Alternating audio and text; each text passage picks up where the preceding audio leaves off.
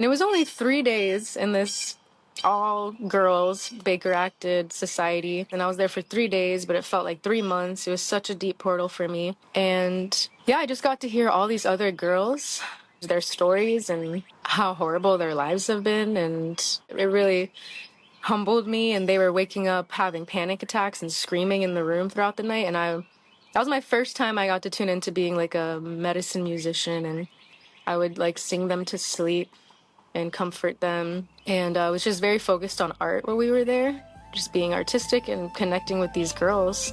And after 3 days, I stepped out of there and I was just a new person. I just had an awakening.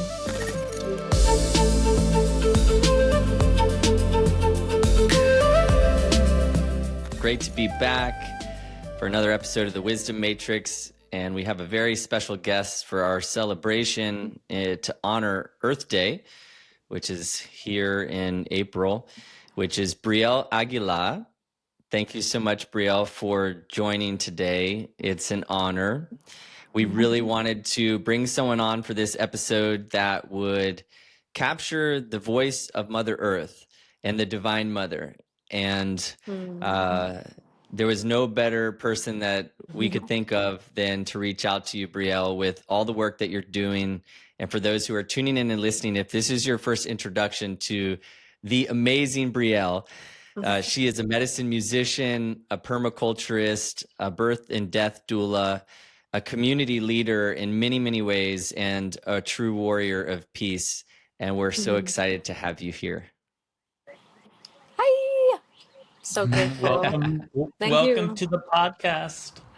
Great to have you. Yeah, so would you like to start us off with a prayer to drop in and to bring us into this collective vision and to anchor into this beautiful earth energy and to connect into our hearts? Yes, I always. Thank you for seeing me and calling upon me. And thank you for all the beautiful work and play all of you do for this planet and our community as well. Yeah, I would love to share a song that came through last year at the Florida Moon Dance ceremony that I've danced in for 4 years now. And it's a transmission that one of the most important things we can do in these times is to first and foremost focus on our prayer and our intention. And then from that place we act. And that's the greatest impact we can do, is to stay so intentional with every word and thought and action to create heaven on earth. But it all starts within our own consciousness and within our own state of being inside of ourselves. Beautiful. This is my red-tailed hawk drum that I earned from a sister who ran over my guitar and shattered it into 100 pieces. Then she gave me this drum. So it is earned through detachment. This song is called Prayer Warrior.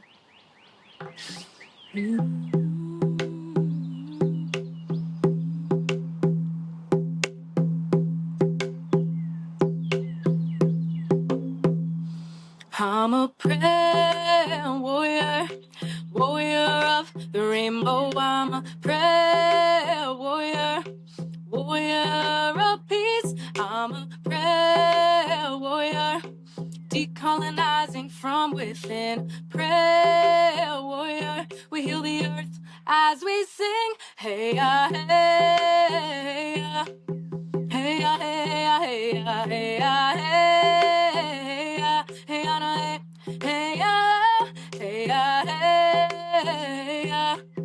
hey ya, hey ya, hey ya, hey ya, hey ya, hey ya. I'm a prayer warrior, warrior of the rainbow. I'm a prayer warrior, warrior of peace. I'm a prayer warrior, shattering illusions of the mind. Prayer warrior, we cleanse our hearts as we sing. Hey ya, hey ya, hey ya, hey ya, hey ya, hey ya, hey ya, hey ya, hey ya, hey ya, hey ya, hey ya, hey ya, hey ya, hey ya, hey ya, hey ya, hey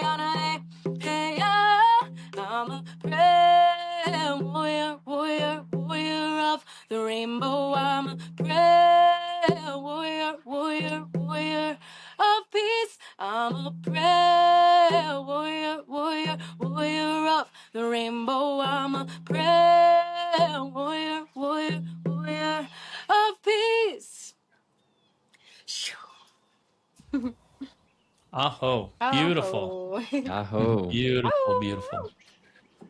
That is a perfect way to start. Thank you, Brielle. Yes. Thank you. Well, now that we're all grounded in the present and lit up from within, Brielle, this podcast we've named the Wisdom Matrix, and we love to explore the intersection of ancient wisdom and practices and religious faith and spiritual practices and modern living and modern culture. You mentioned that this song you sang or came through to you at a Moondance festival. Can you tell us what that is and why you engage with those types of practices? Yeah, so the moon dance is a part of the Red Road, as one would call it, which is walking the path of Native American lineages. And this specific moon dance is from Mexico. And it's a dance for women. So it's all women dancing under the full moon specifically. And the men are on the other side of the land tending the fire. And they're called the Fire Eagles. And there's also support on the other side of the land. And for 4 nights, we dance, and the men tend the fire, and they prepare us for the Temazcal, which is a sweat lodge that we do twice a day for 4 days for purification. And then all night when we're dancing, there's 4 lines for each direction, and we're guided in sacred geometric patterns. And we're guided with the songs from the women that are in the middle of the arbor on a big drum called the Wewe, that I'm on the drum now. And those songs are guiding the dance and the prayer. And the entire time, we are all collectively praying and uplifting each other's prayers. And it's really calling upon our ancestors, the strength of our ancestors, and just calling upon healing for the earth and inner healing. It's a shadow dance since it's under the full moon at night, and then during the day you sleep. So it's working with the shadow aspects of your psyche to illuminate them and integrate them. Yeah. I love that. I love that. And something you mentioned really sticks out to me. You mentioned calling in the ancestors and having a connection to lineage. And, I feel like in Western culture, that's something we're so disconnected from, right? Maybe we were fortunate to grow up with grandparents, but we've, what's the word? Maybe commercialized or industrialized elders, and we stick people in hospitals and nursing homes, and we don't celebrate the elders like they should be celebrated, like past cultures have, and we don't celebrate death like other cultures do. And so, what's your take on this connection to lineage, to ancestors, and why is it important that we have those practices of connection? Yeah, so while I was at the moon dance this year, it was my first year on the drum, being one of the singers. And through singing these songs that are in Spanish, which my mother's ancestry is Colombian and Puerto Rican, and through another language called Nahuatl, which is an indigenous Mexican language, through singing these songs, I felt like a literal cord was going deeper and deeper into the earth and into my lineage and reclaiming energy and strength and power that has been blocked off. Because my mother and my grandmother didn't intentionally connect to their ancestry and their lineage and the traditional ways of our cultures and our peoples. And I felt how it was blocked off, and that I opened this dam, and it just fueled me so much. And I personally feel all of our ancestors are waiting us to simply just acknowledge them and call upon them, and they're here for us. It's like a whole army behind us awaiting for our acknowledgement, and then they give us strength moving forward for the children. It's like restoring this cord of, I always say, we're living for the future 7,000 generations with the strength of the 7,000 generations before us. And when we open up to that cord, then there's full regeneration. And we are in tune with that infinite nature, and there's no more fear, the fear of death, because there is no death when we are connected to the what's to come and what's before us. There's no death, so there's no fear of death. We just honor the cycles fully, and we can be fully present. And that's what the strength comes from, is it brings us fully to the center, the future and the past, and merges into our center. Yeah, I think it's so important we all do this ancestral work right now. I feel like they're all waiting for us to call upon them. Yeah, It's amazing. something beautiful that my teacher taught me is that our ancestors have literally dreamt us into existence. So Yes. not only that we can experience a life beyond what they were able to experience, but we are also able to heal in a way that they were unable to do so for whatever reason. And so just that like beautiful remembrance is, it's yeah, it's a beautiful way to remember and honor like my own lineage as I walk my own path. Yeah. Brielle, when I was in Puerto Rico, it was about a year ago, and I was speaking to a woman who was preparing for a moon dance, and so got a little bit of the background in that conversation. What how does the moon dance and the sun dance differ? Is sun dance the males are dancing, and then the moon dance the women are dancing, the males are serving? How does maybe just I'd love to understand a little bit about the differences between the moon dance and the sun dance. Yeah, the moon dance is only women dancing and it's only at night. And then the sun dance is only during the day. And there's more strict challenges like no water and no food in the sun throughout the Right. day. So it's way more physically challenging, but it is both all genders Okay. dancing. And yeah, some people that dance in the sun dance don't want to dance in the moon dance. Like they don't feel like that resonates with their prayer. There's just different energies that the moon dance is calling in than the sun dance. And it's darker, it's kind of darker aspects and it's more the focused on the feminine, and the sun dance is more the light and the masculine. I personally would love to do both. Like I have a prayer to go support Sundance next year so I can have both aspects. That's what I'm guided by, is that full harmony of masculine, feminine energies within myself, which is the Eagle Condor prophecy. Yeah. That's been guiding me for 6 years now. I could speak about that. Yeah, I think the Eagle Condor prophecy is fascinating. Yeah, maybe for those who aren't familiar with it, if you would share that, that'd be great. Yes, it's so exciting. I'm so honored to be the one that brings this to light for some people for their first time, because it just like constantly fuels me. Yeah, in 2020, when we had the collective rebirth from the pandemic, the actual bird, the eagle, started visiting me. And I never ever saw eagles before. I've just, grown up in the city, Nanfafo, Coconut Creek in South Florida. But I started like traveling to the springs more in Florida, and that's where I started finding this connection with the eagle. Like literally, it would just visit me and fly over me and stare at me, like super deep connection with this bird. And it kept happening for years. And it would be in synchronistic moments, like I'm offering tobacco, praying to the spring, and the eagle would just like fly right over me.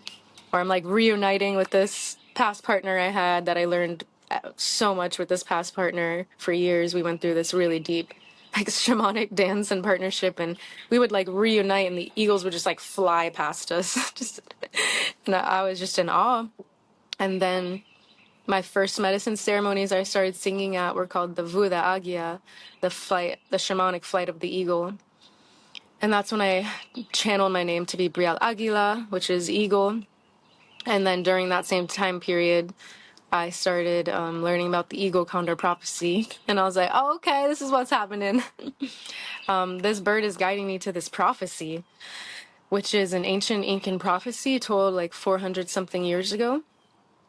That when the eagle, which represents North America, the mind and the masculine, flies with the condor, which is South America and the feminine, the earth will return to harmony once again. So the vision is the eagle and condor flying side by side in perfect equality in the sky, and the earth returns to harmony. And for me, that represents unification of our inner masculine and our inner feminine, balance between like our mind and heart, letting our heart lead, and our mind is a tool that supports the heart leading. But I like to say Trinity, really. It's the masculine, feminine, and the inner child within. So restoring this inner family tree. So then we can, when I relate to you, I'm coming from this place of inner wholeness, and I don't need to like extract or manipulate. We can just connect and exist as whole beings. And then that goes into the vibration of the planet living in harmony. Beautiful. Thank you for sharing, Brielle. Thank you. And yeah, for me, it's a lot of reclaiming my South American lineage, because I was born in North America. I was raised in this culture of the eagle, and I was raised hyper masculine. I'm still in my masculine in many ways as a single mother, just overworking, not being able to tune into my body enough. And for me, I'm reclaiming the condor, which is the feminine energy, through like these ancestral ways of the Central and South America, and just going deeper into my heart through all the pain and the suffering that I'm channeling for my ancestors and for the earth. I'm letting it like crack my heart open. And that's where the music comes in. The music helps me just like become one step closer to fulfilling this prophecy within myself. I could not do any of this without the music. I'd be in the compost pile, dissolved. Your music's everything. Back to the earth. Which is all good too. I've been fortunate enough to be in your presence when you've been singing or playing, and it is an incredibly powerful transmission for sure. And I would encourage anybody, if they ever have an opportunity to come see you live, it's really a blessing, and you really feel it differently. Like there are musicians and performances that you can go see and witness, and it's powerful and it's beautiful and can be emotional. But I do believe that what you anchor into in terms of bringing your music as a prayer and as medicine is it reaches a different frequency and vibration that it hits the heart in a whole different way. And where did your journey with music begin? Have you always had your voice? Have you been singing since you were a child, or where did it originate for you? Yeah, I came out of my mom's yoni just like, hallelujah. Blessing up the hospital room. Yeah, I like literally always sang. That has always been my anchor. I never had to go through in this lifetime a blockage of the voice. The voice has been opened. I think I already lived many lifetimes with the blockage of the voice. I believe we all live all lifetimes as all experiences.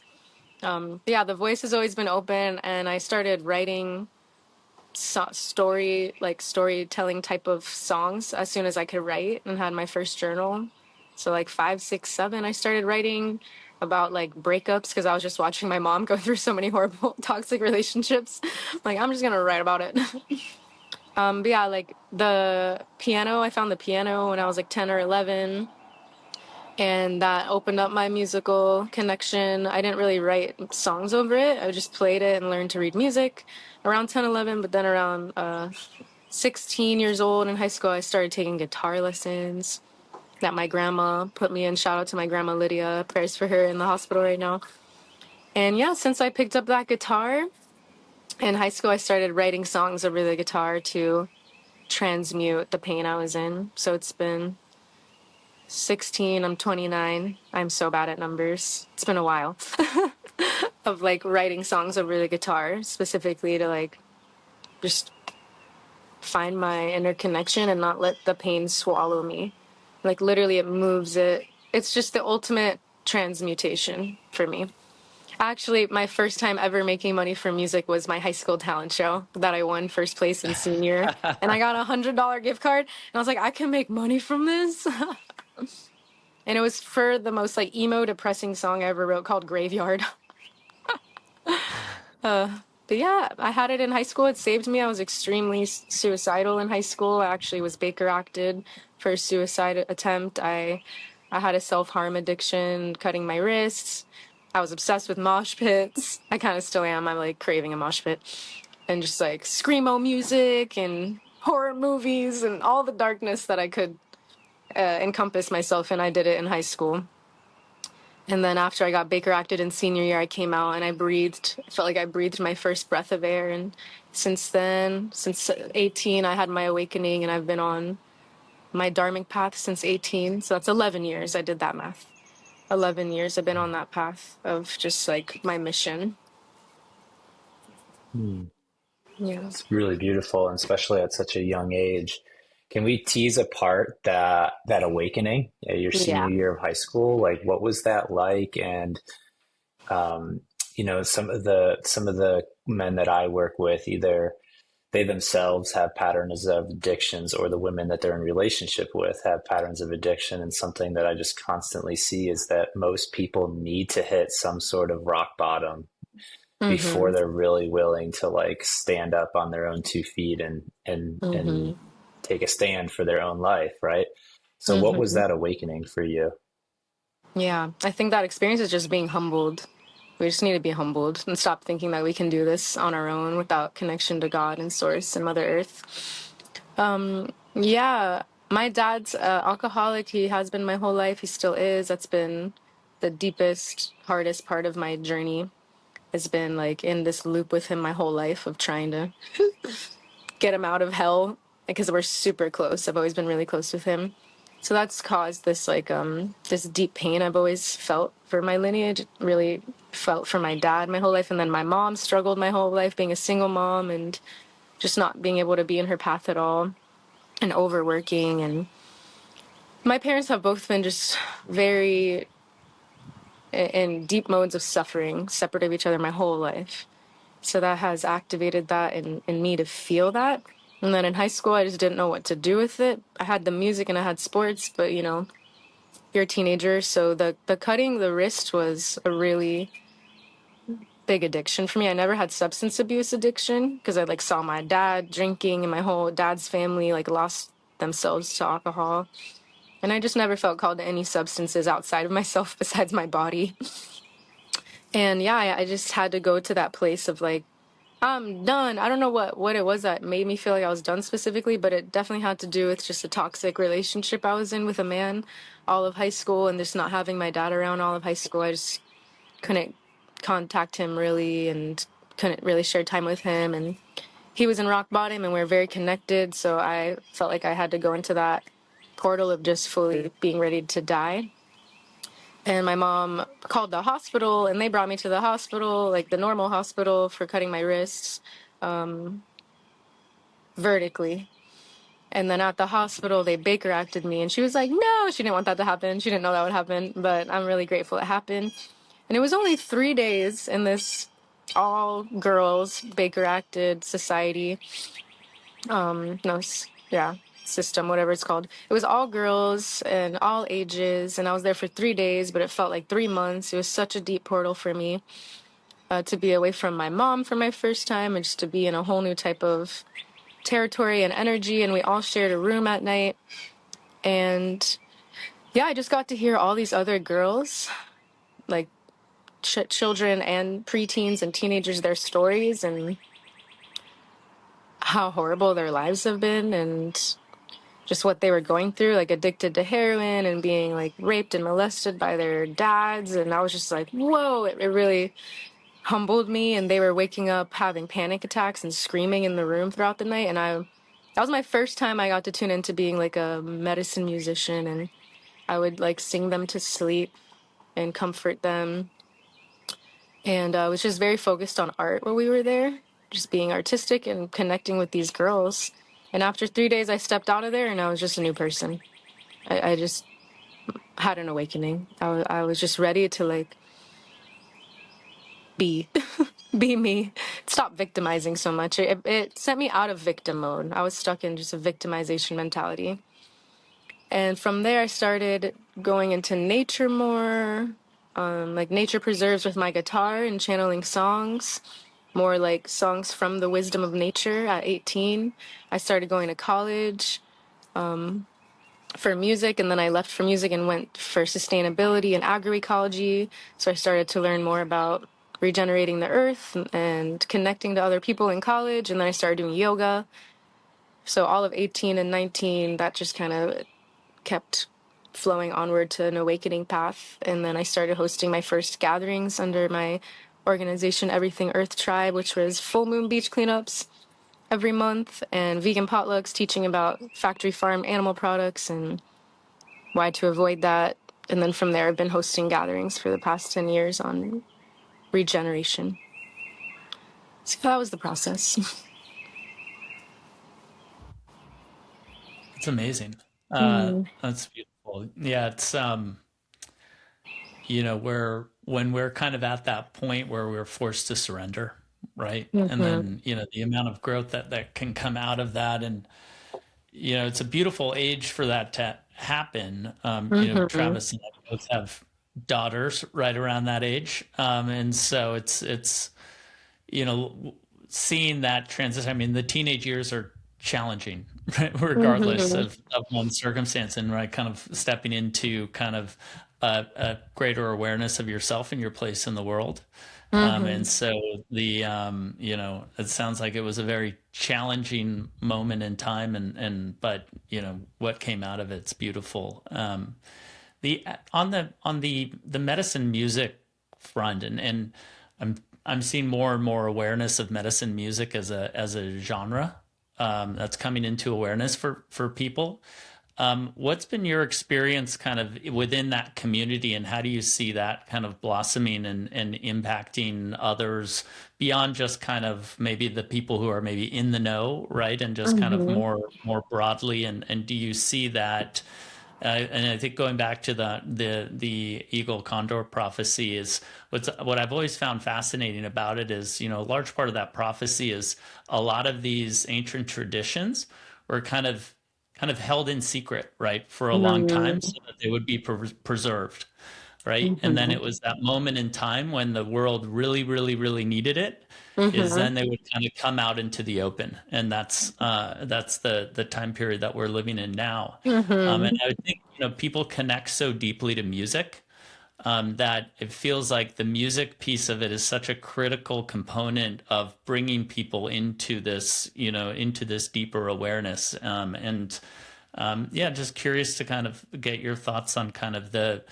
medicine music space, and how that's kind of grown over the last 10 years, and what you're excited about today as that continues to evolve. Mm. Yes. I mean, yeah, like all music could be medicine music. So sometimes I feel funny Mhm. about utilizing that term. Because I'm Yeah. like, heavy metal music was medicine music to me in high school. But yeah, the difference with labeling it that is I think there's this intention and this prayer to the songs that we're all collectively joining in on.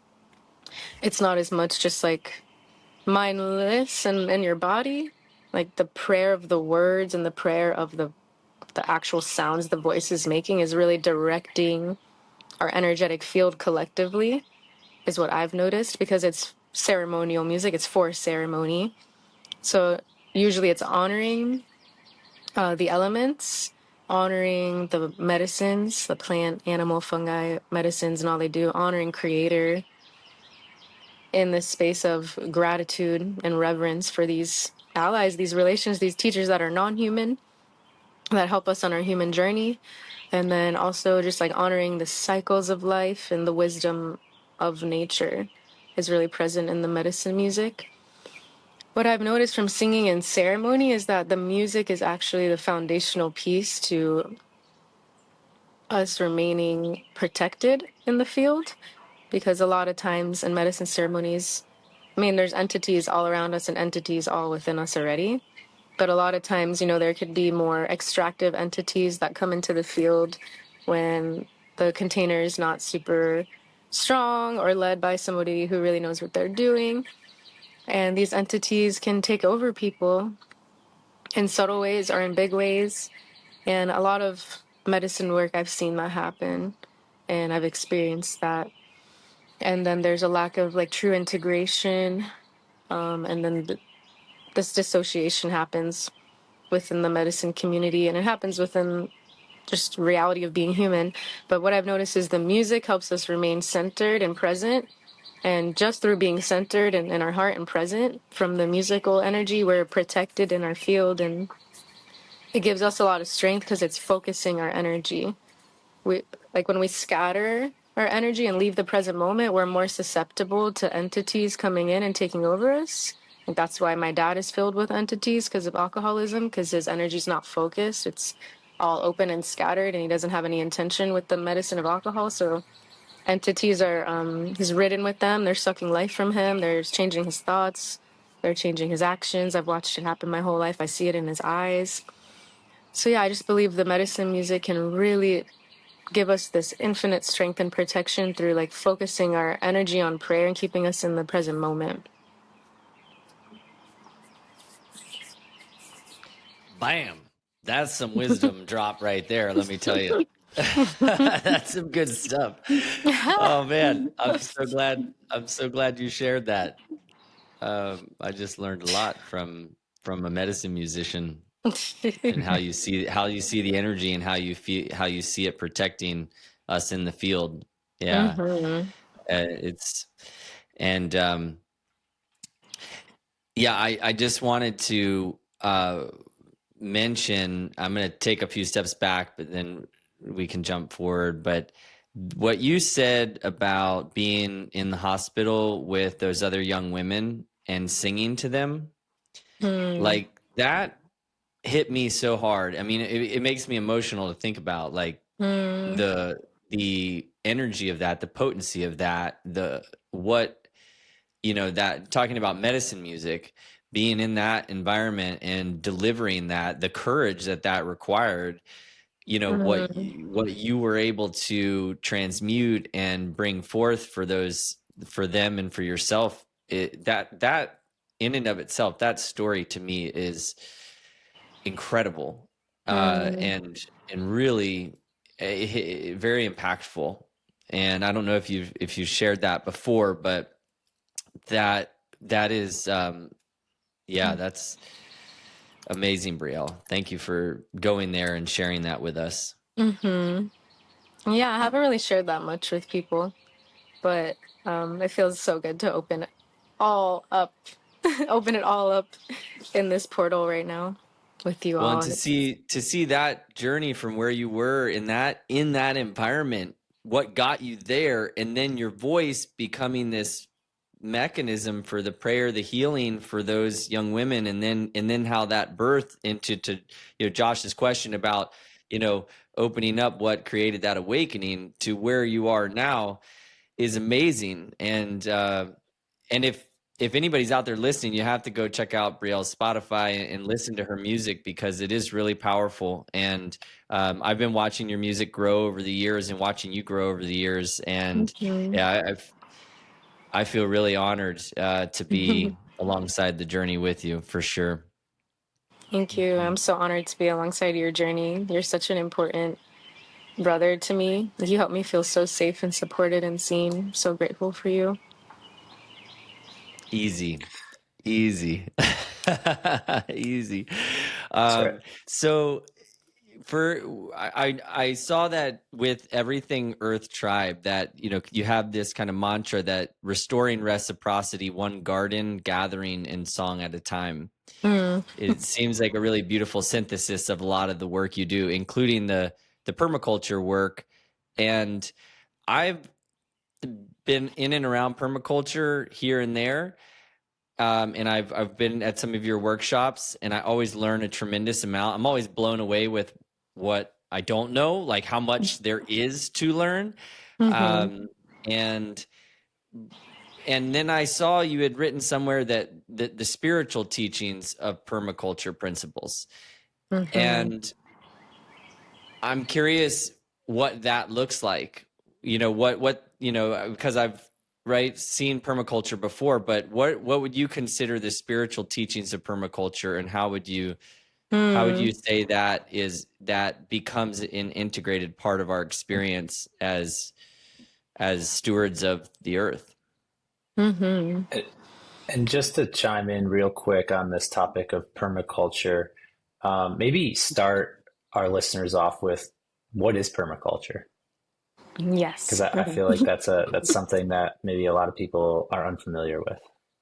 Yeah, so permaculture is a representation of permanent culture, which obviously nothing's actually truly permanent. The only thing permanent is change. And the way to remember our infinite nature is through fully embracing change, which is through fully embracing cycles. So for me, the essence of permaculture and living in a permaculture-oriented way is living cyclically. and we tune into the elements, the plant, fungi, animals, seasons, and energies of the outer landscape and the inner landscape. And through honoring the cyclical nature of all of these relations, we then create something that is permanent, which is infinite, because it's self-regenerating. When we don't have to take things out of it and put things into it, and we don't stop the cycle with our egos, then it's fully regenerating. So that's like the spiritual way of saying what permaculture is. But on a technical level, it's a design module created by Bill Mollison in 1975. But it's really based on ancient indigenous ways of living. But he consolidated it into a permaculture manual. And the design module is 3 core ethics in the center: earth care, people care, and fair share. And then around the 3 core ethics is 12 principles. I have them written here because I have them in my brain, but observe and interact, catch and store energy, obtain a yield, apply self-regulation and accept feedback, use and value renewable resources and services, produce no waste, design from patterns to details, integrate rather than segregate, use small and slow solutions, use and value diversity, use edges and value the marginal, and the 12th one is creatively use and respond to change. So that's the design module. It's 3 core ethics and 12 principles that we apply to how we relate to the landscape. So how we grow food and medicine, what we do with our water, our gray water, how we get fresh water, how we get energy, how we relate to each other and communicate to each other in community. That's social permaculture. It's all aspects of living as a human in relation with the earth, but with this core ethics and 12 principles. It's amazing. You know, that's the perfect example of a word that is used a lot, right? And I mean, but like the understanding, I had no clue. I've obviously heard permaculture, you know, plenty of times, but I never really understood kind of the foundations of it, and that there was actually a starting point to the term and a framework. So yeah, that's really cool. Thank you for It's thank you for basically my sharing. Bible. Yeah. Living through these ethics and principles. And I teach how to apply it like to your land and to your inner land. And I really love permaculture because in the design process, there's zones. So it starts with zone 00 to zone 5 when you're designing your landscape, and zone 00 is within yourself. So it starts with your mind, your imagination. And then from there, there's zone 0, which is your house. And then from there, there's zone 1, which is like your herb and annual vegetable garden that you're going to tend to and use the most. And then zone 2, zone 3, zone 4, so zone 5. And zone 5 is like your wild space you leave alone. But it like starts within. You know, it's funny when you were going through the 12 principles of permaculture, I was like, these are business principles. Yeah. Like, imagine if the business world were to apply these principles into their structures and systems. Yeah. I just thought that Hire was, me, I just thought that hire me was, CEOs. That's one that's thing I need right. so much help in. I'm like so good with the spiritual and the earth realm that I'm like, business. I just like host events and manifest money, but yeah, the business world calling that in. It seems like it would be a good opportunity to help a lot of people with their just the stewardship of their home, right? And the land that they've, you know, been blessed with. I mean, we think about it a lot in terms of our property and just like wanting to have a garden and wanting to, you know, but it can be, I think a lot of times, I mean, people can overthink it, right? It's like it's too complicated. how do I deal with seasons, and what do I grow at this season versus that season? And then, next thing you know, you just have a gardener doing it for you, and it takes Mm-hmm. away that like ability to really be there with your hands. And I was actually Mm-hmm. reading something yesterday about the like the power of gardening, just generally. And it's like, well, it goes back a long time. If you go back to Genesis, I mean, we were called to be stewards of the land. Mm-hmm. I mean, that's the Garden of Mm-hmm. Eden, right? And Yes. so it's like going back to that original intent, and we can do it at a very localized level, which is kind of the point, right? Mm-hmm. And so, but I think people can think it's easy to overthink it. But Mm-hmm. there's probably a lot of wisdom and simplicity too, but it's nice to have a system. And so I see the ability of you to go and help people implement that system. So I think there's a lot to that, which is beautiful. Yeah. Everything Earth Tribe, my organization, it's regenerative community gatherings and also permaculture installations and maintenance. So yeah, I've been doing garden and food forest installations, design and installations and maintenance for 6 years. And now I'm doing it with my dad. I used to do it with my past partner, but now I'm doing it with my dad, which has been super healing and beautiful. We were doing jobs consistently, and then it kind of died down a little bit because I'm juggling so many things. But that is one of them that I am calling upon more. If you want to grow food, hit me up. My dad needs work. And yeah, I help design and he helps do the hard work, and it's so good for him and so good for us and so good for you and the earth. But yeah, I actually have a website now, which is a big deal. Yeah, and we will definitely put that. We'll put all of your great information in the show notes, for sure, so people can interact and support you. And I would think like one thing is that I think about kind of what we've been talking about. I mean, I would think one of the challenges is convenience, right? I mean, we can walk into a Whole Foods and get produce from anywhere in the world, regardless Mm-hmm. of what season it is. And Mm-hmm. so to have people slow down and actually take the time to really cultivate at more of a local level and be patient and maybe not have access to XYZ produce or fruit at all times of the year Mm-hmm. is a shift change for a lot of folks, Mm-hmm. and which I think is probably one of the challenges. Yeah.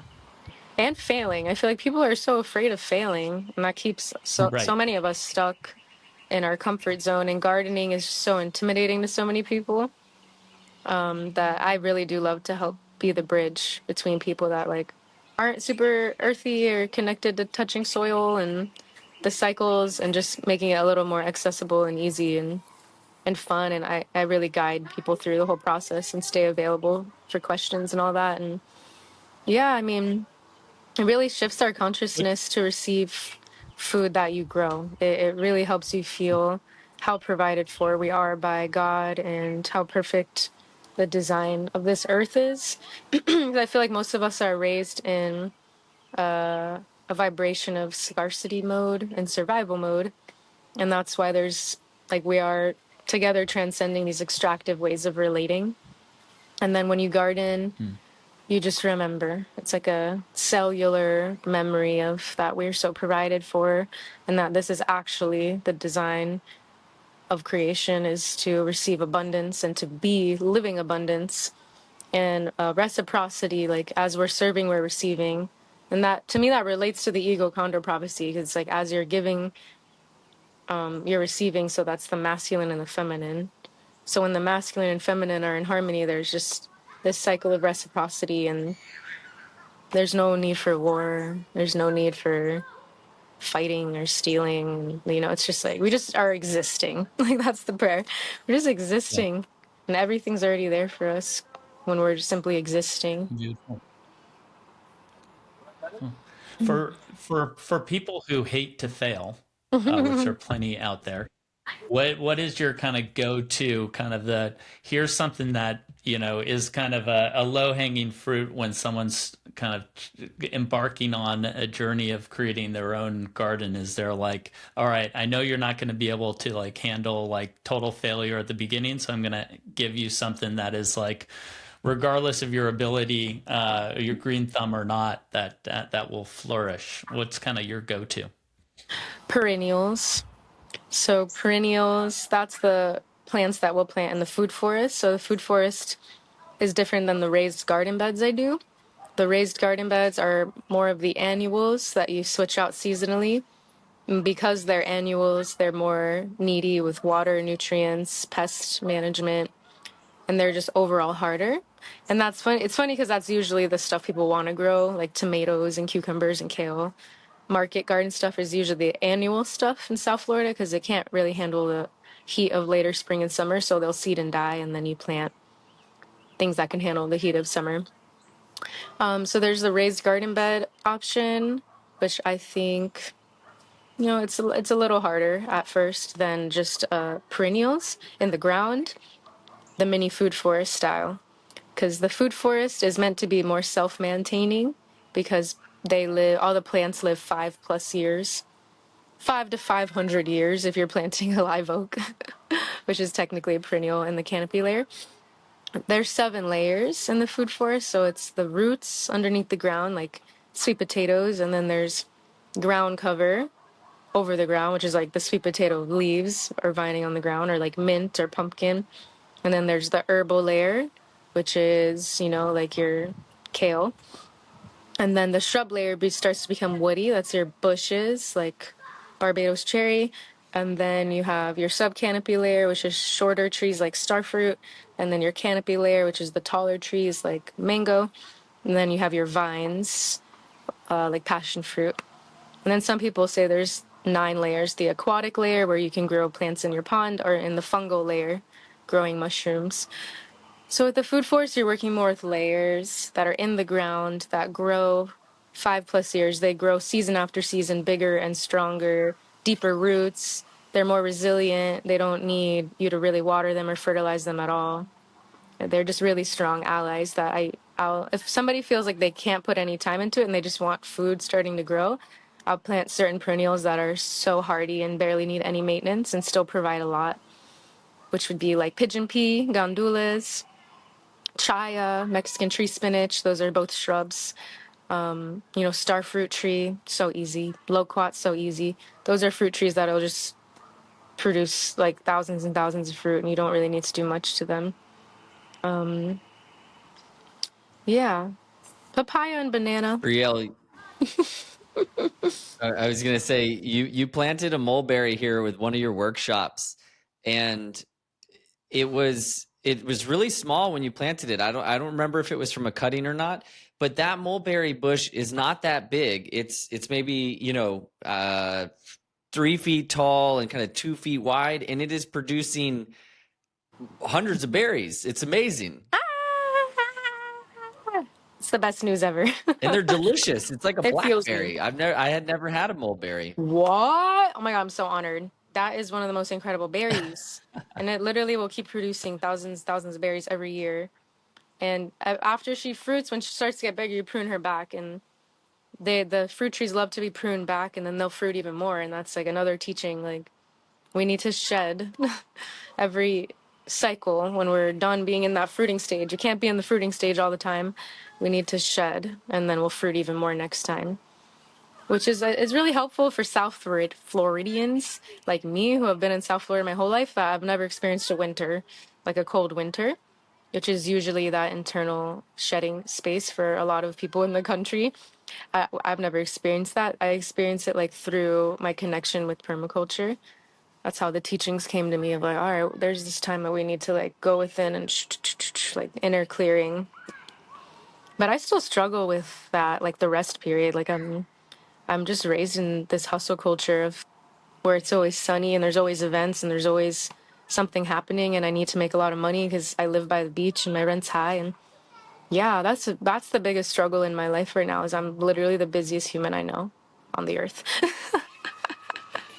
Oh, oh my God. And I Well, you love do have a everything I do. busy, yeah, you have a really busy schedule. I was looking at the calendar of events, and It's the you have busiest. some really cool opportunities coming up, including the kickoff to your Heaven on Earth tour. Tell us a little bit about that. Whew. Yeah, it's hard because I love everything I do so much. Everything feels 100% aligned, and people are like, Brielle, you need to stop doing so much. Like, figure out what you could stop doing. And I'm like, I've been trying to do that for like a decade, but it all feels aligned. That's like my problem. Don't listen to those people. Okay. I'm fulfilled. I would like more time to like sleep, but whatever. Sleep. I'll sleep when I'm dead. Heaven on Earth tour. Oh my God, yeah, prayers up that this works. Yeah, it's my third Heaven on Earth tour. I hosted in summer. The other two worked, so I'm guessing this one's gonna work. And it's from South Florida through Central and Northern Florida, Georgia, and North Carolina. And the past two times Tennessee. This time I kind of started in Tennessee. I just came back from Tennessee right now. So it ends in North Carolina. And the mission of Heaven on Earth tour is weaving the teachings of permaculture with the spirit of music in a ceremonial way. So at each land, we do some permaculture education and like a land tour, a planting ceremony of some perennial food forest plants, and then the sacred musical prayer performances, usually with the fire or cacao or hape, some type of medicine to connect to indigenous ways. And this time I also have a sweat lodge that we're going to do on the tour. So I'm calling that into for the next tour, like more sweat lodge buildings and plantings and ceremonies of sweat lodge. So yeah, it's the merging of permaculture, music, and indigenous ceremony to every land. There's going to be 14 shows, and it's horrifying. It's horrifying, like being a small artist and a single mom, and like sending it. It's really not easy. I planned all the shows, all the people I'm collaborating with, and making the flyers and the ticket links, and then promoting for 14 shows within a month and a half. It's a lot. It's really, really hard. It's really hard. But I can't stop it. I feel like a puppet at this point. God's puppet. Are all 14 shows in 6 weeks? Yes. Wow. Okay. I did it twice.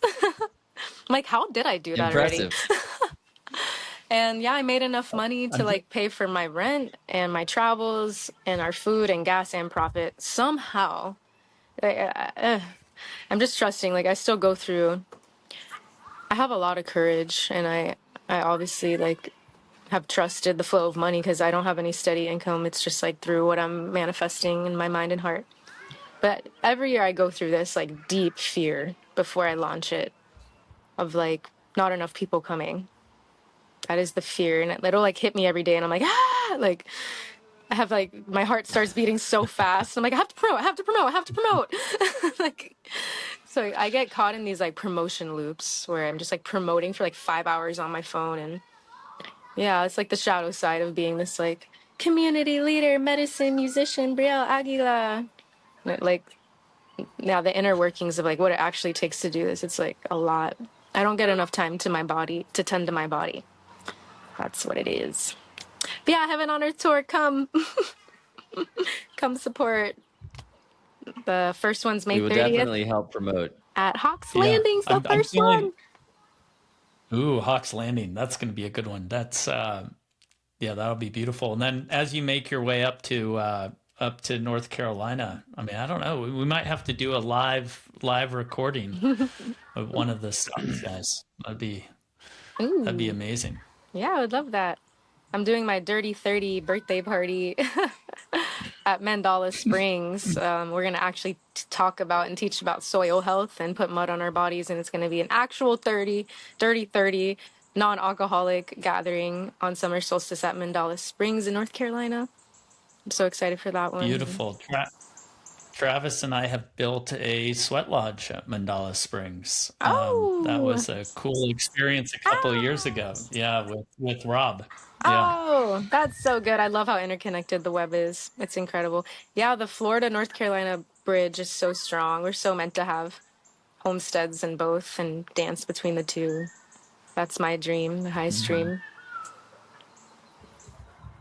Yes, I think we all share that dream. And North Carolina is a special. Those mountains are amazing energy and like very very special. Wonderful place to spend the summer and get out Mm-hmm. of the Florida heat for sure. Mm-hmm.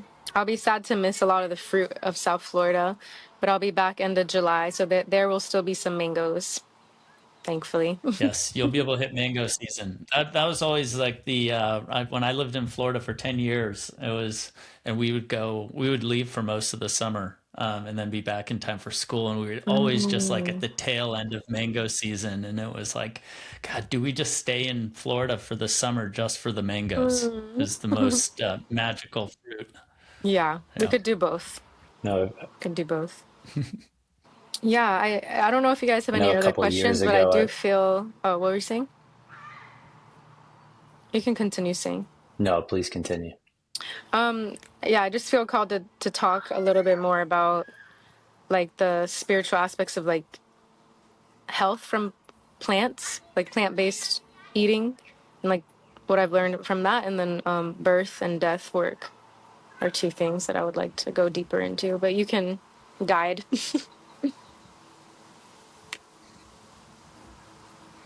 We'll let you jump into what you want to talk about. Yeah, let's get into it. Okay, yeah. So some like another aspect of growing my own food for 6 years now. Growing some of it, I still eat so much from Whole Foods. Has been, not causing as much harm to the environment because of the, how much fossil fuels is used and just delivering our food to us. And when crops are grown at a large scale level, they're usually grown in a monoculture type of way, which is straight rows. And because the plants are grown in straight rows, they're more susceptible to pests attacking them because they're not as diverse. There's not as much diversity. So when there's biodiversity in a food forest, everything's more protected and stronger in its self. So when a plant has stronger roots and the soil is nourished enough, it can protect itself from any pests. The plants that are weak get attacked by pests. And they're weak because of a lack of diversity, which is the same in our human communities too. So when we're eating these plants that are not weakened and they don't need to be sprayed, even with organic pesticides, and they don't need to be fertilized so heavily with synthetic, fossil fuel source nitrogen fertilizers, it's just like so much more strengthening for our mind, body, and soul. So there's the environmental level, but there's also the spiritual level of not causing so much harm to the animals that I feel like really called to speak about.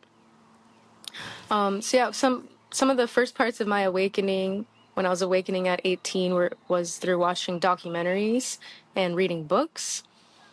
And the documentaries I watched on factory farmed animal products when I was 18, that switched my whole journey of I stopped eating animal products. I never was raised on like red meat and pig and cows and like that, but I ate a lot of chicken and I ate a lot of fish and dairy. And yeah, that was a hard journey to let go of all that I've eaten my whole life. But I just kept educating and watching the videos on what these animals are going through, the level of torture they're going through, and then what industrial animal agriculture is causing to the environment in terms of polluting the soil and the waters and the air at extreme rates. I think it's the top third polluter on the planet besides like fossil fuels for cars and machinery. And yeah, learning about that and stopping supporting the torture of animals through not supporting factory farm animal products at all anymore for a decade has been, essential and huge part of my spiritual journey of ahimsa, nonviolence. And I just feel called to speak for these animals that can't really speak for themselves. And they're such sentient beings. They feel connected to their children. They feel grief. They feel pain on every level. And yeah, I think a lot of us tend to just ignore what they're going through right now in this moment in these factories. They're in the darkness, they're in their own feces, they're getting infections, they're being not only killed, but for the dairy industry, they're being raped. The mother cows are being raped and forcibly impregnated so then she can have a baby. And then the baby cow can be taken from her. And while she's grieving, they forcibly take her milk, which is meant for her baby, and give it to us silly humans. And yeah, the chickens that are being force fed to create as much eggs as possible. It's horrible, y'all. So yeah, I see a lot of people kind of ignoring that aspect of the spiritual journey. And there's this whole movement of the carnivore and like healing with meat. And I'm not saying that meat isn't medicine, because I know there's just so many bioavailable nutrients and iron and B12 and the protein that we can get from another being's body. And breast milk and menstrual cycle is medicine. It's so nutritious. And I'm not against eating animal products, but I just feel really called to hold that prayer that we all stop supporting factory farmed animal products.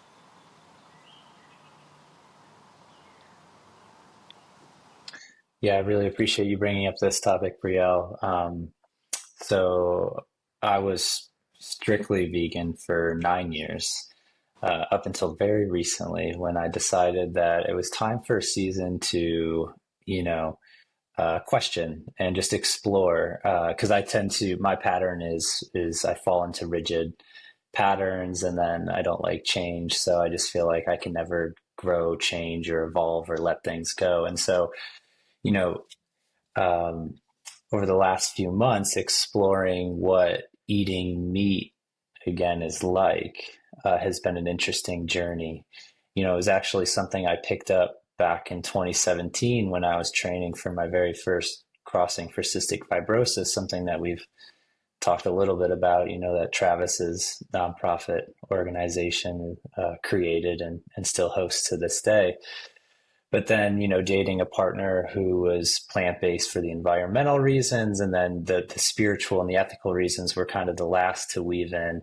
And then that's actually really what took root the strongest out of the health, the environmental, and the ethical reasons. It was those ethical, spiritual reasons and the connection to the animals that like really then kept me going with that practice for several years. And now that I'm in this season of, okay, what does it feel like in my body to consume animal products again? And I've been like eggs and fish and cow. It's just interesting, right? I am really enjoying it because I feel so connected to my body and to my food that it's like not just like flipping this switch and I'm going back to consuming all animal products, but I feel like it's more people should be more connected to not only their daily dietary habits, but like where are they sourcing their food from? And, it's just sometimes that conversation falls on deaf ears, which is unfortunate. Yeah, I've had a really similar experience as you. I was fully vegan for 10 years since I was 18. So this past year, I just started eating animal products from 3 different food forests that I work at. I receive eggs now, and I'm obsessed. Obsessed. It's like, I feel like a raccoon. Like there's something to it. Yeah, I can There's a relate. lot of nutrients. And then I had 3 roadkill animals the past year. So I'm not going to eat meat. I'm not going to eat animal products that I buy or from a restaurant or from a store, but I am going to receive them in sacred ways. And I told God that. I was like, I'll eat some meat. Like, I know I need iron and protein. I'm not eating enough. I'm so busy. And then when I do eat, if I'm not eating animal products, I would need to like really prepare and eat a lot of it. So I'm like, I'm open to like fueling this heaven on earth mission with some animals, but like they have to come to me, because I believe that that's how it was. The animals offered themselves to the tribes, and it was a very sacred moment. We lost you there, Brielle, for a second, but you've reoriented, and we are Glad to have you back. So what we were talking about when you dropped was we said we could not pass up more details on the roadkill. So please, please explain. Yeah, we'd love to hear more about that. If you would like to share. Yes, so I was praying to God and saying, like, I won't receive an animal that is like bought from the store or restaurant, but I will receive an animal if it's offered to me. And the first time I did experience eating that was at Earth Skills. There's a gathering called Florida Earth Skills, and they teach about all things, living off the land. And they have a roadkill class, and they have like an animal hide processing and meat processing class. So I mystically camped at Earth Skills with my son in the animal processing camp, which I didn't realize I did that. And they found a roadkill deer that just got hit really fresh right by the Earth Skills gathering. And they brought it back and they processed it. And I was like, well, I guess this is pretty much God telling me to try this animal in a sacred way with my son, who's been begging for animal products, going crazy on me for them. So I want to honor him too. He's 7. And yeah, it was my first time like intentionally and ceremonially eating an animal, was this roadkill deer. And it's already on the road. It's gonna be stuck on the road. So it feels fully ethical in that way. And yeah, it was amazing. It was Yeah. amazing. And I'm like, I'm not gonna kill a deer, but if a car kills a deer, I'm gonna honor its life, and I want to learn how to do that. And I feel really passionate about that because it's utilizing the nutrients from this animal to fuel my journey of restoring this planet, and it gets to live through me. And it didn't have to be like tortured or forced in that type of way. It was an accident. So yeah, I've had 2 other experiences with that. The second time was a little after Earth Skills. I said to a guy I was talking to, like, it feels important that we don't buy animals and we don't like support that. But I'm open to like eating animals that are offered to us. And he was like, yeah, me too. And he said, turkeys are known to do that. Turkeys are sacrificial beings. And I was like, whoa, I actually know that because I have an animal medicine oracle deck that I work with, and turkey is sacrifice in the deck. And I was like, that's wild you say that. This same week, we're driving last year on my tour, yeah, in North Carolina, and I see a big bird on the side of the road, and I'm like, let's stop, see this bird. Like, if it's dead, I like to honor that death. That's like part of that death doula work we're about to get into. And sometimes like receive the wings and preserve them for, ceremonial usages. And I thought it was dead, but it was still blinking and like twitching its face a little bit. So it just recently got hit by a car and left there. And I wrapped it up in a blanket and I held it, and I was singing over it and praying to her and touching her feathers and eye gazing with this turkey for like half an hour. And then she spasmed and I felt all the energy leave her body and she died in my arms. And it was, yeah, such an honor to be there in that transition and give her that beautiful, peaceful death, not just on the road and stressed and scared. And then, yeah, I was on the way to a land in North Carolina to sleep there, and that guy was a professional bird processor. Oh, wow. Yeah, he's processed 500 birds. Because I was like, I don't know how to do this. I've never really learned. I don't really feel called to eat meat like that. But it came to me, so I want to honor her. And yeah, we processed it and ate it. And that one was weird because I eye gazed with her a lot, and it was weird. And then I have one Well, more. I You want think me to tell you the final one, or you want to say something? Well, I was going to say, I think that's like a perfect segue into your work as like a birth and death doula. Yeah, That this experience you had, totally.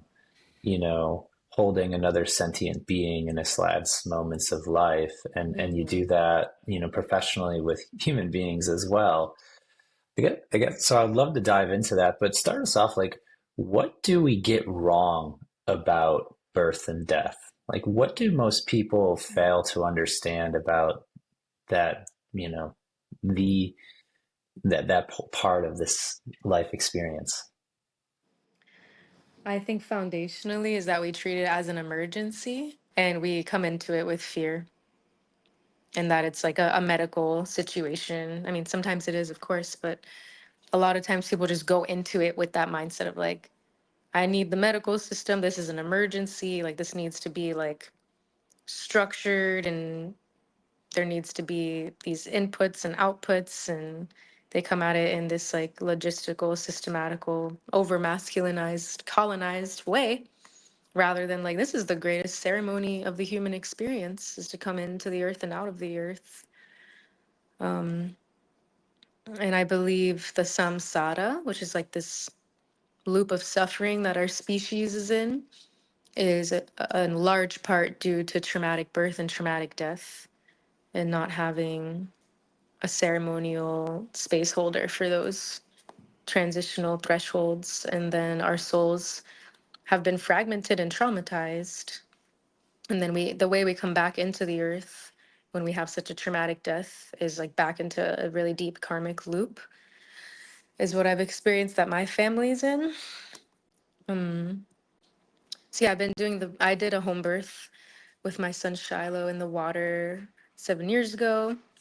And that was really empowering for me. That was like a big rebirth for me. And I knew I wanted to be a doula for birth after that. And the next year I became a birth doula. I've been to like 10 or so home births, helping women give birth at home. And the biggest thing is to not be afraid, just to not be afraid of that natural experience within her body, and to trust that she's perfectly designed and she knows exactly what to do. And it's actually all in the breath. Everything's in the breath. That's what birth and death teach me more than anything. We can ride through any experience through our breath. So that's a lot of my work in the space, is the breath awareness and song, the medicine of the songs that carry the energy and bring peace to the soul. And yeah, the death doula work, I'm pretty much like stepping into that. I haven't been like hired to do that for somebody. That's something I'm like entering into in this phase of my life. I was there for my grandfather when he died when I was 17. And I was playing music for him while he died because he was in the hospital and there was all this machinery making sounds. And he was kind of freaking out when he died because he was on morphine and they were taking it away from him. So it was traumatic in a way. He did have all of his family there in the hospital, but they were crying by his side. And as a death doula and the education I've been receiving, it's not optimal to be like crying by their bedside because it makes it harder for them to release their soul.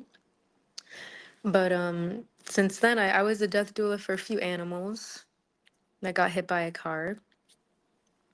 And one of my friend's animals, I sang to that dog while it was dying.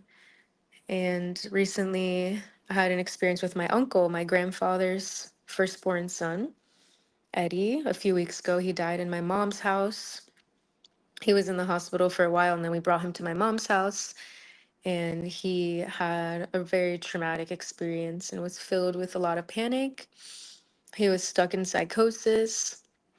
He couldn't really voice his thoughts. He just kept saying, I can't, I can't, I can't, I can't, like over and over again for hours on and off. And then he'd take more drugs and go to sleep and wake up panicking again, saying he can't, I have nothing, like, please kill me. And I was with him all night through that. Like, the hardest night that he had ever was with me and him. And I was really honored that I showed up on that night.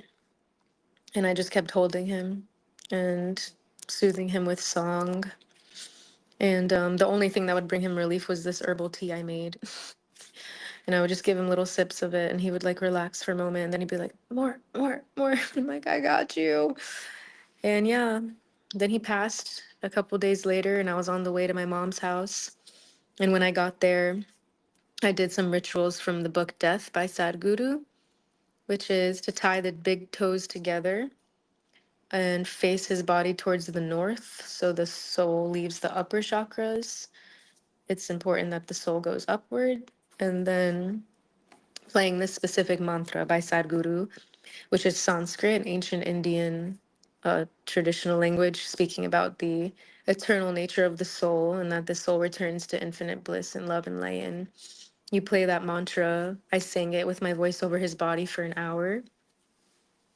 Yeah, I was just really honored to be there for my uncle. And I had some awakenings that night with him while he was in psychosis and deep panic that this has been a pattern in my lineage of traumatic death, and that's why there's so much addiction and fear and anxiety and suffering in my family. There's so much.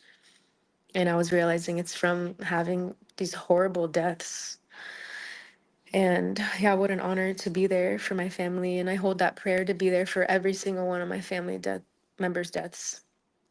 And I really pray I can do that. And that same week, my grandpa that I held space for came to me in a dream. And I haven't had a dream with him ever, really, maybe once. And he was just hanging out with me, and we were just in the car and adventuring, and we never really had a relationship. He's Colombian and he lived in Arizona. And I was like, wow, I think he's coming to me to say, like, thank you for like being there for his firstborn son. And that it actually connects us to our ancestors when we honor death in our family and our lineage. So that was my most recent. And then that same week, I was like feeling like I needed to maybe, not that I need, but that I'm open to receiving an animal again. And a few days after my uncle's death, I watched a deer get hit on the road, and I took it home and we processed it. So yeah, the death energy, I'm stepping more into that space of holding space for it and then being comfortable with the processing of the body, honoring the body. I feel called to help, bury bodies in a good way with no coffin and no chemicals and help them become trees. And yeah, I have a whole vision for the death part of my life that I'm stepping into right now, which is my Saturn return I just entered into. So yeah, there's that.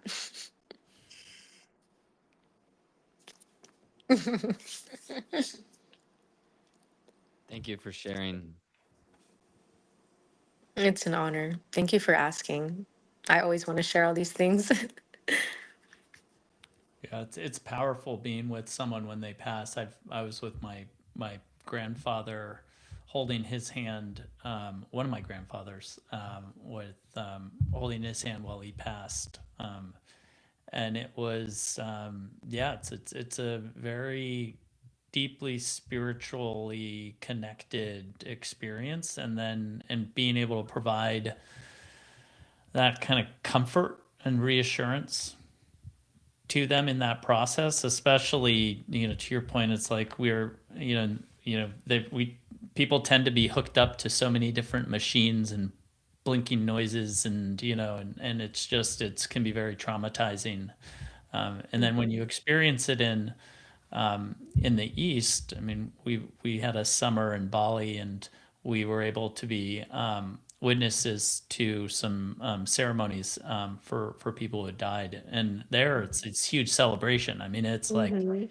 it's the party. And it's really, it's just such a different way that different cultures approach death, Mhm. and we are very fearful of it in our culture.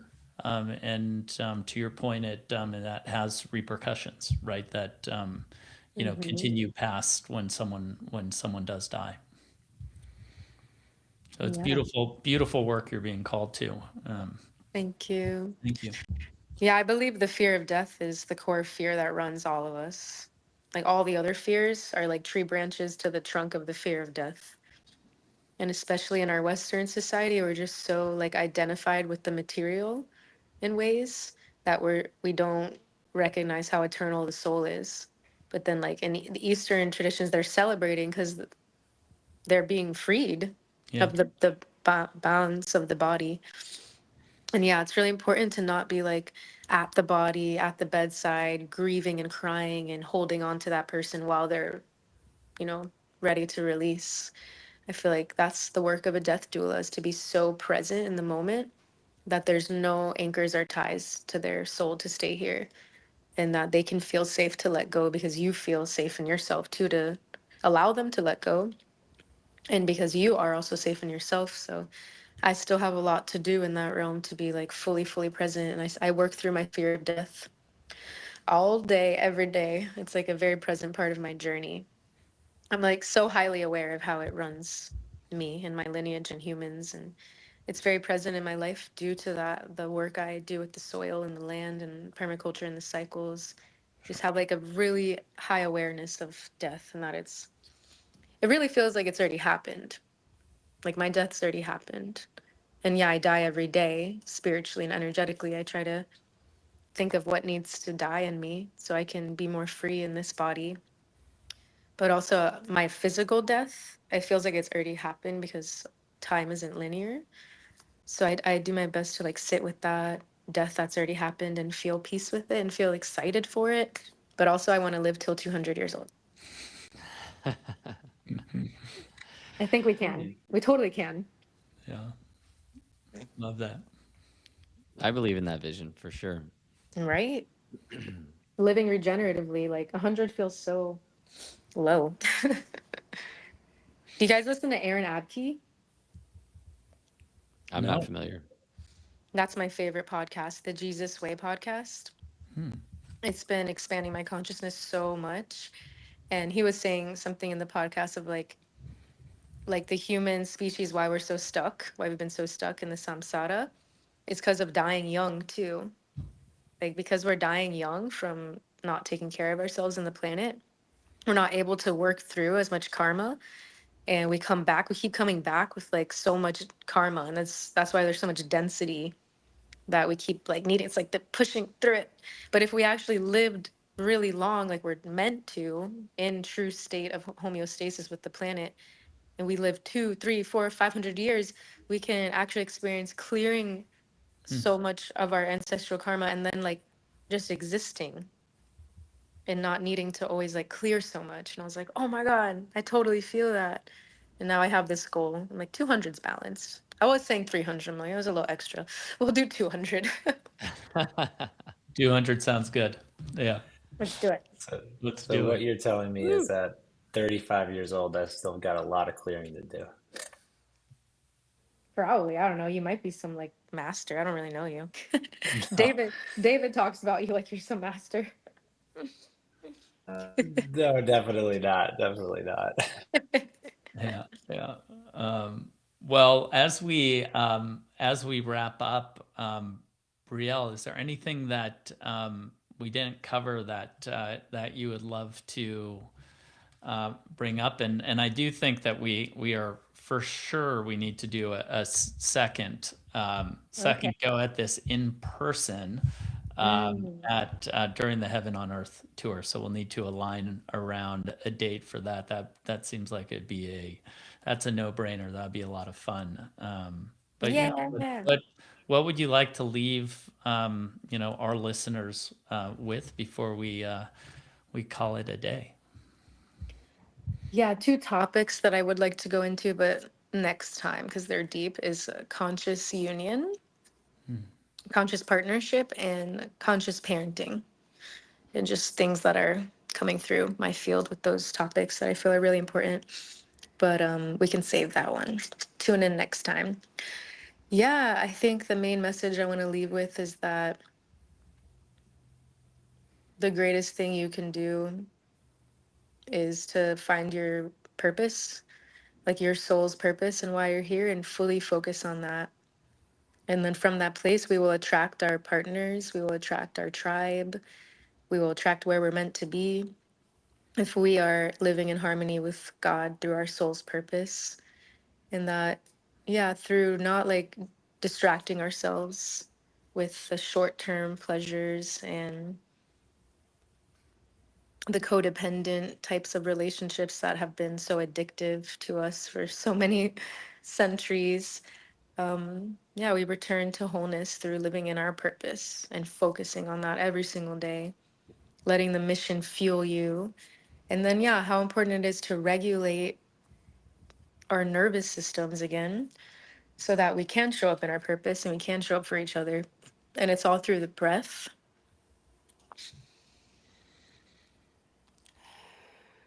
And that, yeah, you are home inside of yourself through your breath. That's all there. And then from that place, we create heaven on earth. Aho, ahe, ashe, and thank you. Beautiful. Ubuntu. Thank you Oh. so much. That was amazing. And yes, a great reminder to finish us out here with the breath. Thank you for giving us an opportunity to really explore the wisdom of these traditions and the medicine you carry, and celebrating the earth, celebrating this incredible living conscious being and planet that we've all come out of and that we are made of. It feels so good. Such an honor. Such an honor to be like a living embodiment of her medicine to the best of my ability, just to continue to shed the illusions that have been programmed by colonization and return to the heart. And has not been easy. It has been filled with a lot of pain and a lot of suffering and a lot of darkness. I feel like I've done so much work in those realms of like the underworld, and yeah, now I feel like I'm kind of just flying free from going through it, breaking through it, and trusting in God and keeping the faith and the prayer through it. And it's always worth it. It's literally always worth it to go into the pain and do that shadow work. It's always worth it. There's so much freedom on the other side. That's really a code I want to send out to the world as well. Well, Brielle, thank you for joining us today. Thank you for everything that you embody. Thank you for having the courage and the transparency to step fully into your life and your purpose and share your transmission in all of the ways.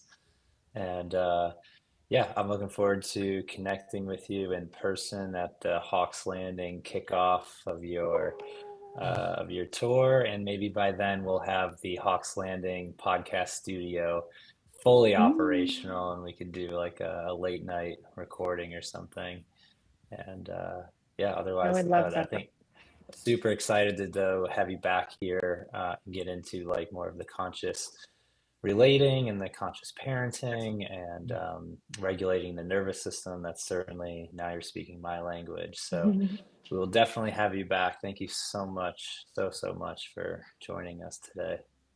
Yes. Such an honor. This was so fun and so deep and so beautiful. And I love you all so much. Thank you, Brielle. Thank you. All right. Until next time.